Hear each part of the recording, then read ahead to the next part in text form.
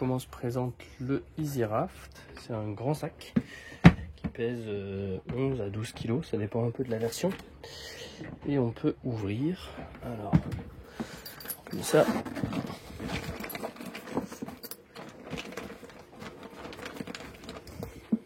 Je vais montrer ça en grand. Voilà. Ici, et à l'intérieur, vous avez tout ce qu'il faut. Alors là, il est tout neuf. Du coup, tout est encore bien emballé. On a donc ce sac qui va être le tableau arrière pour accrocher un moteur s'il y a besoin et structurer aussi le raft. Vous avez ici la pompe électrique. J'ouvre en même temps que vous, comme ça je découvre. Le Airbank. Hop. C'est vidéo faite en navigation. Ici, avec tout ce qu'il faut dedans, tout est encore bien emballé. Et c'est ça qui va permettre en fait de gonfler le raft. Voilà. Et ça fonctionne simplement avec les boutons ici. Donc voilà, on allume ici.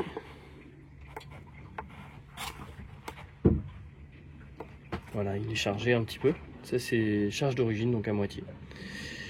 Et ensuite, on va faire plus. Et on peut allumer.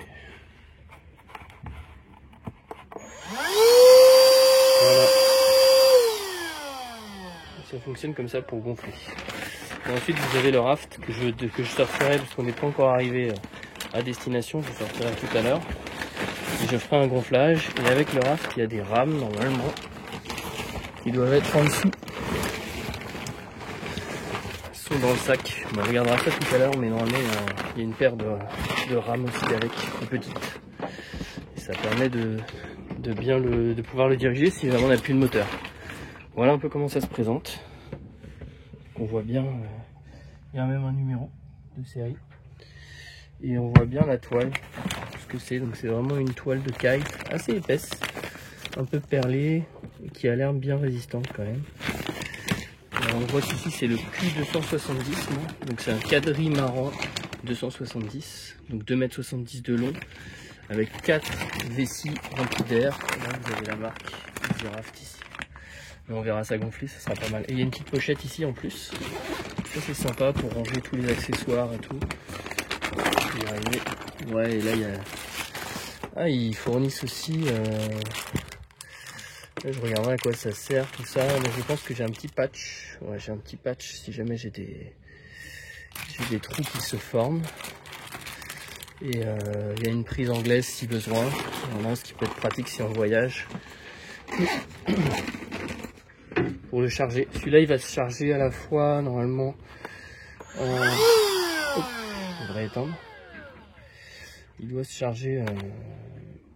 Il faut appuyer longtemps, je pense. Voilà, on appuie longtemps et ça s'éteint. Il se charge sur le secteur et il se charge aussi, je pense. Ah voilà, tous les accessoires. Donc il y a le tuyau qui permet de gonfler, le chargeur secteur ici et un chargeur. Ça c'est le chargeur pour l'allume-cigare pour charger dans le bateau. Ce que je vais d'ailleurs faire avant de pouvoir le gonfler. Voilà, bon, on se retrouve pour la mise à l'eau. Et gonflage, donc pour gonflage, il faut, c'est parti. Il faut programmer, je crois pas plus que 1, je vais vérifier. Ouais, mais 0,45, c'est bien. C'était en barre. Ouais, c'est en barre, ouais. Voilà, il y a 3 barres. Il faut, je crois, 1,4, je vais vérifier sur la notice. Non, je crois que c'est moins que ça.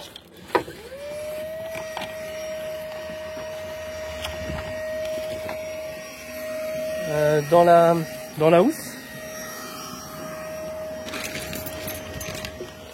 Voilà, dans la housse du Temo, là on a installé le Temo dessus, enfin le Easy Raft plutôt, qui ira avec le Temo, et on est en train de le gonfler.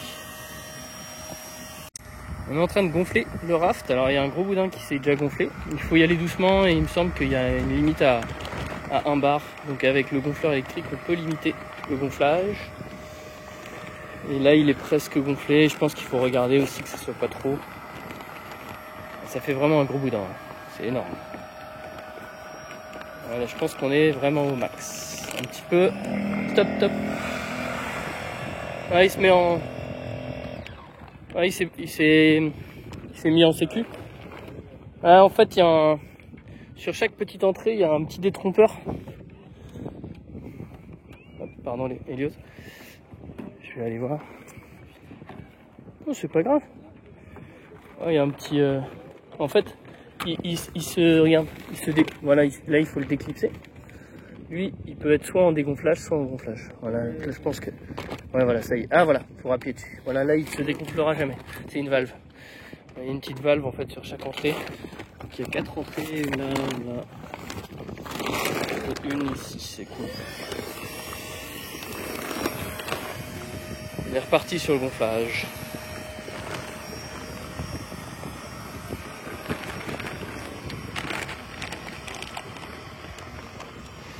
Et voilà les fêtes de Douarnenez.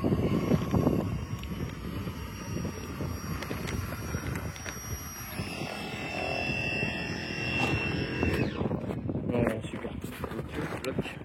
Il se bloque à 0,05 bar. Ah ouais. C'est bien, ça suffit large. Regarde. C'est même beaucoup. Voilà, super. Là on voit bien que c'est bien gonflé. Et c'est vraiment, il y a du volume. On est parti sur la deuxième. Elles sont toutes derrière en fait. Il y a des pochettes sur les côtés, c'est top. On peut agrafer. On peut changer de place aussi. Là il y a des lanières partout.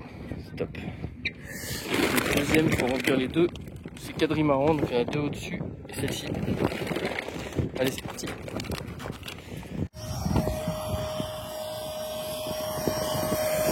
Parti en gonflage. Donc voilà, sur chaque petite valve, on peut les bloquer en position intérieure, comme ça en tournant, en appuyant en tournant, ou au dégonflage. Et là c'est bien.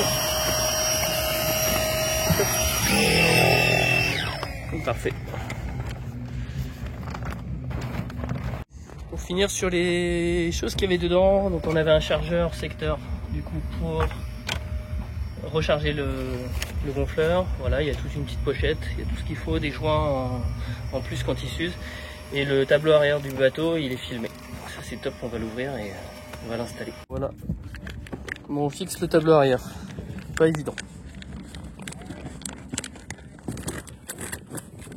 Ouais, finalement on a réussi en dégonflant et on a remis tout. Et on a fait des petits nœuds avec les cordelettes qui sont là. Ça a l'air de marcher.